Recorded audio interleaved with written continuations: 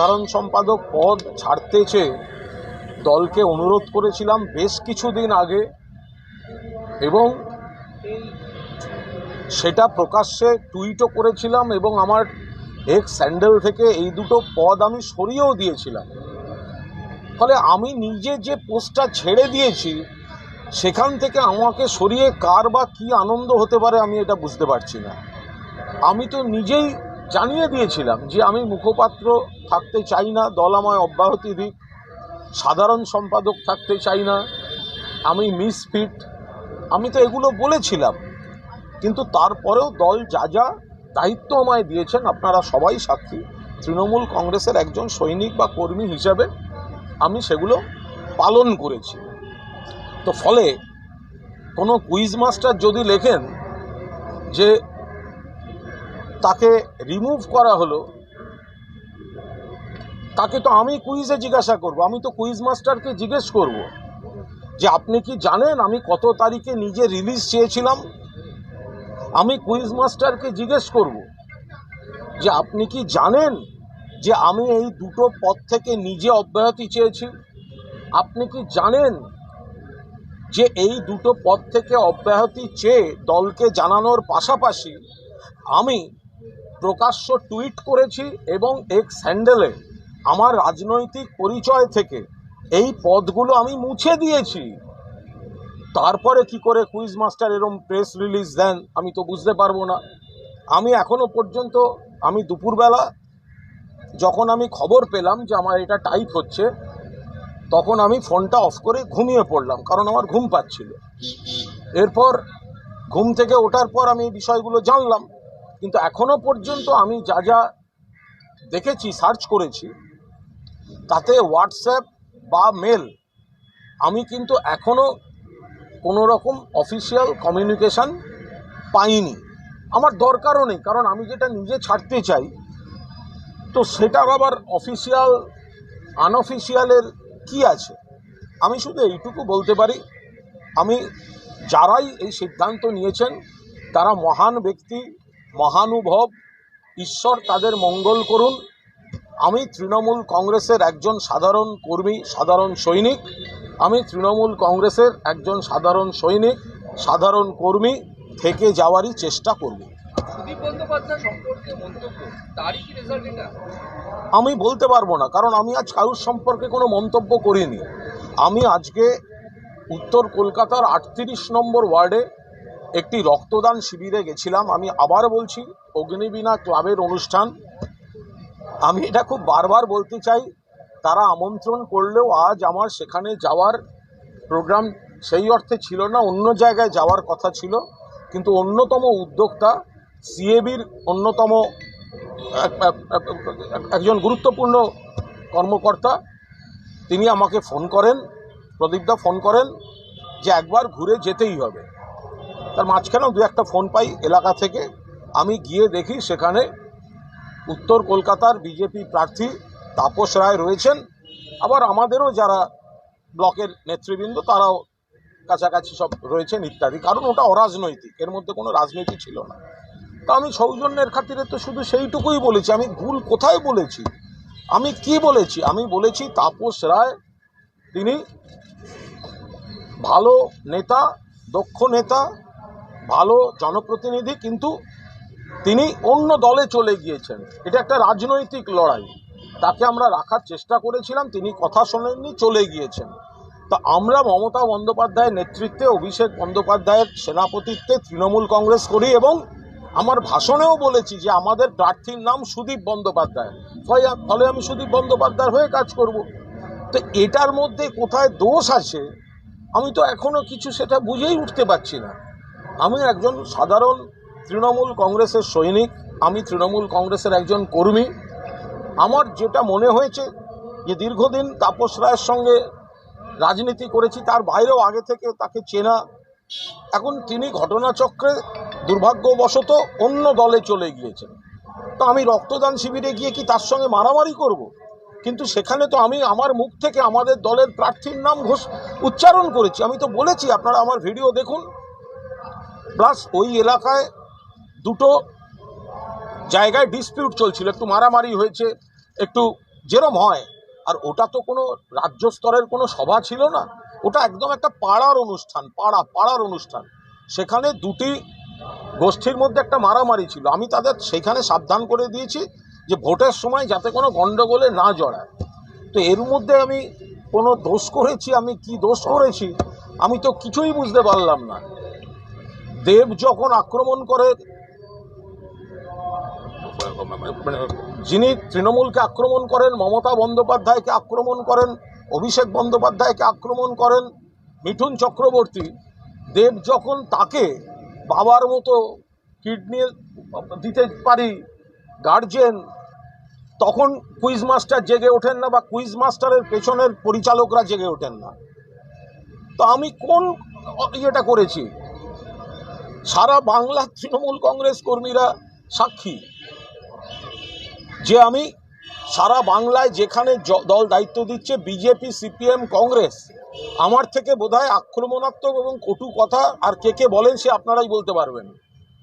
আমাকে অগ্নি পরীক্ষা দিতে হবে?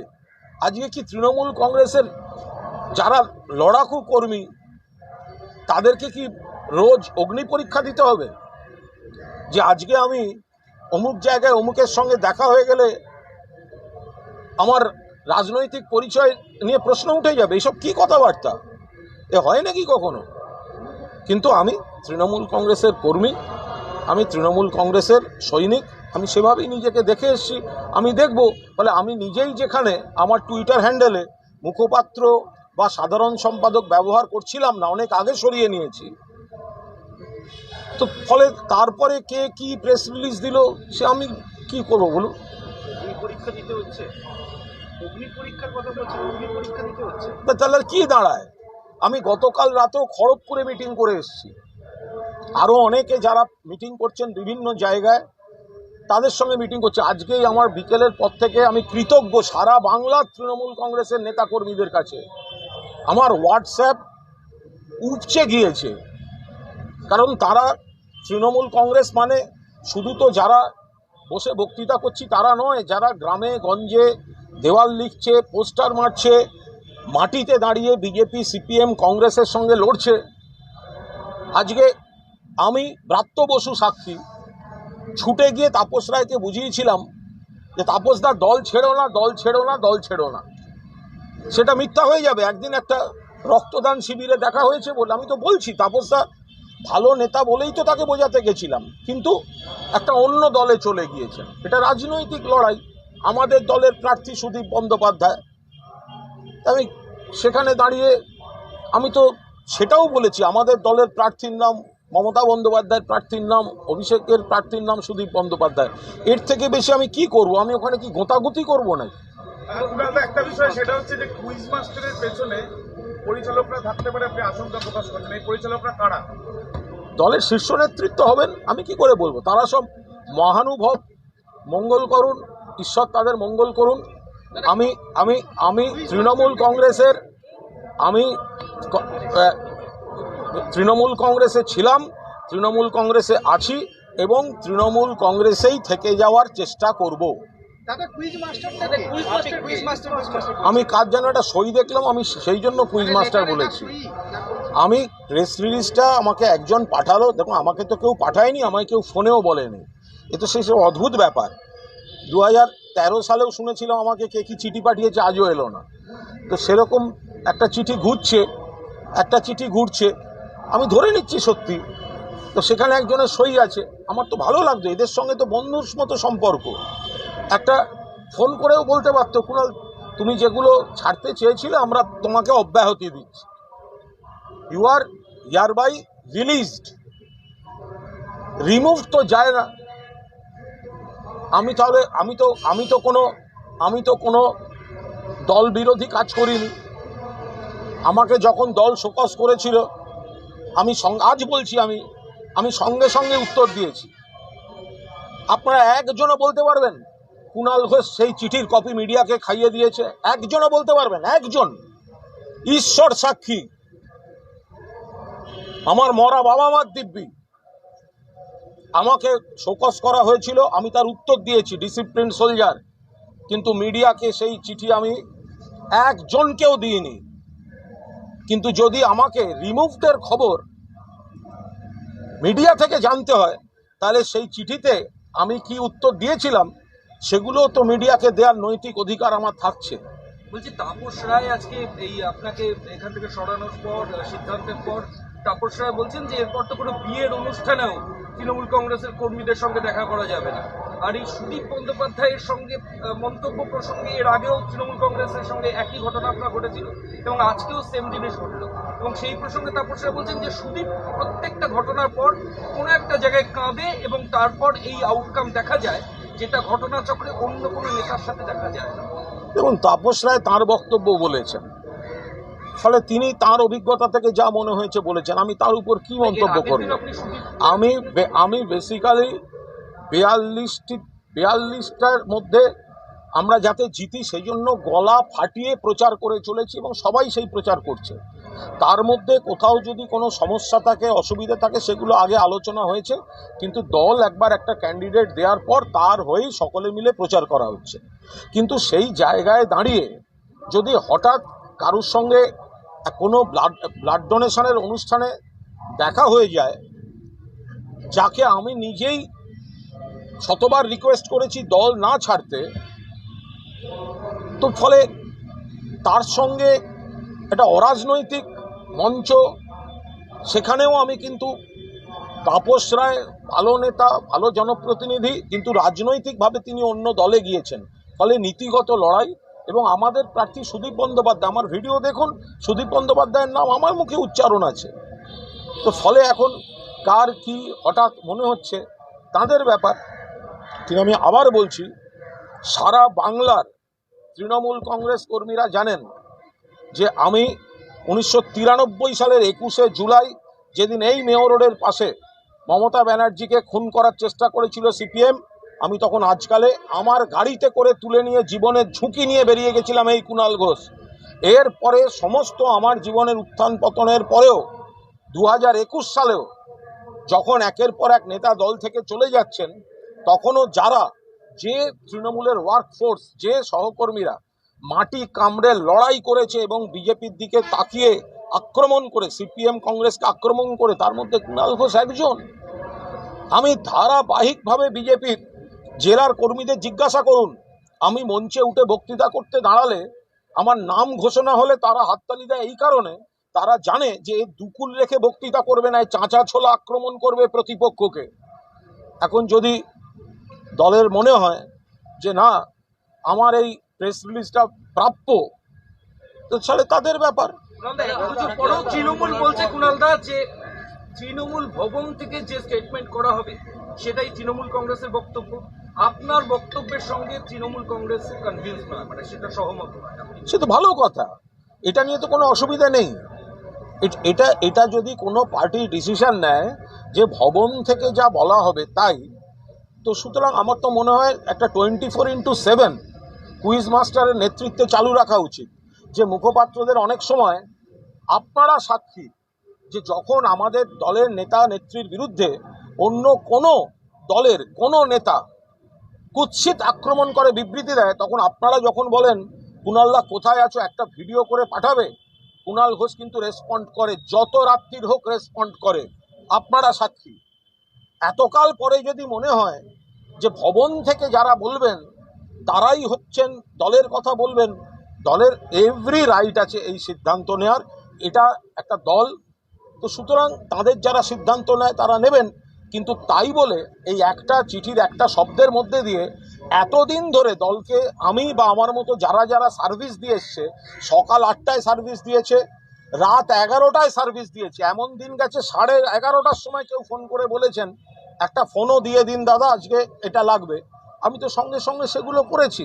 আজকে একবার মনে হলো না যে এই কথাগুলো লেখার আগে যে কার উদ্দেশ্যে, কাদের উদ্দেশ্যে রাখছেন?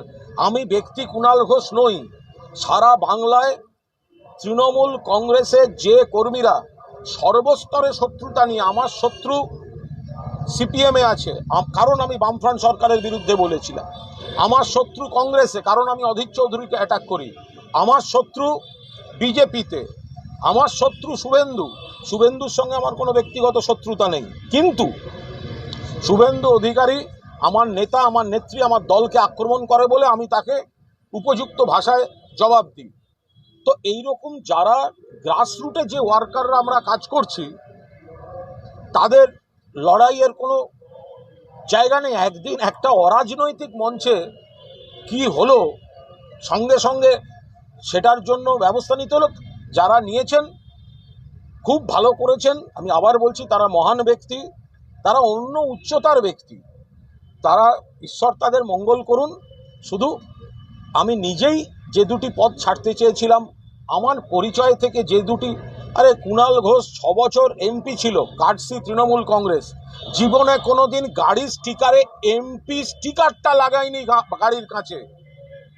কুণাল ঘোষ 6 বছর এমপি ছিল, আমার গাড়ির কাছে কোনোদিন এমপি এই স্টিকারটা কুণাল ঘোষ কোনোদিন লাগায়নি।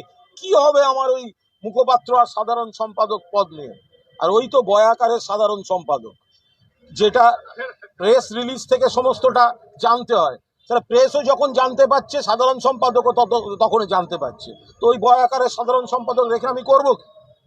বিজেপি সাংসদ শ্রমিক ভট্টাচার্য, তিনি রাজ্য বিজেপিরও মুখপাত্র, তিনি একটু আগে সাংবাদিক বৈঠক করে বলেছেন যে তার ইন্দ্রনীল গান শুনতে তিনি ভালোবাসেন, ব্রাত্য বসুর নাটক তিনি ভালোবাসেন, এবং তাহলে এই অপরাধে কি তার কোনো শাস্তি হবে? কার্যত আপনার পাশে দাঁড়িয়েছেন, নরম মনোভাব দেখিয়ে। আমি শ্রমিক একজন সুবক্তা, শ্রমিক একটা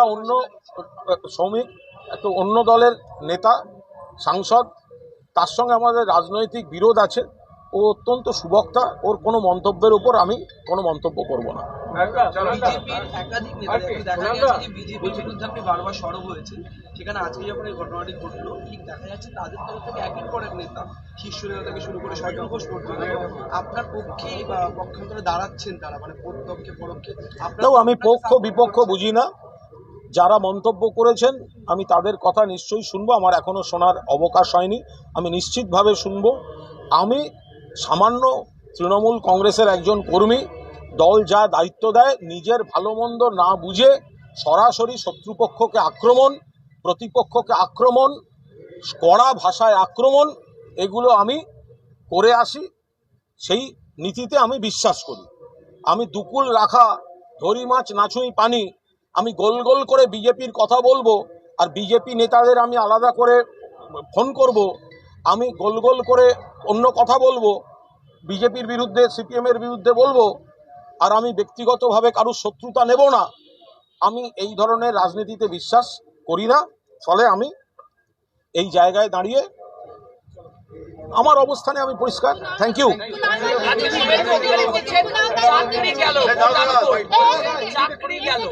আপনার এই খবরের পরে কিছু শুভেন্দু অধিকারী মুর্শিদাবাদের সভাপতি থেকে বলছেন যে চাকরি গেল। আমি এইটুকু শুধু বুঝতে পারছি যে আমাকে পার্টি এই ব্যবস্থা নেওয়ায় সব থেকে বেশি খুশি হয়েছে আমার বিরোধী পক্ষরা, অর্থাৎ যাদের আমি আক্রমণ করতাম। ফলে পার্টি এইটুকুও বুঝলো না যে কার মুখে লাগাম পড়াচ্ছে, তাতে পার্টির শত্রুরা আনন্দিত হচ্ছে।